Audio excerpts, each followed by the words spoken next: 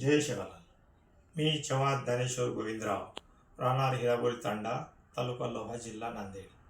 वैष्णवी आरोग्यदायी सेवाभावी संस्थेचे अध्यक्ष माननीय श्री मांगीलाल राठोड साहेब यांचे कार्य गोरगरीब जनतेसाठी आरोग्याविषयी वैष्णवी सेवाभावी संस्थेच्या माध्यमातून नांदेडमधील रुग्णालयात गरजेनुसार उपचारामध्ये सवलत मिळवून सर्वसामान्य जनतेची सेवा करण्याचे बहुमोल कार्य त्यांनी हाती घेतलेले आहे.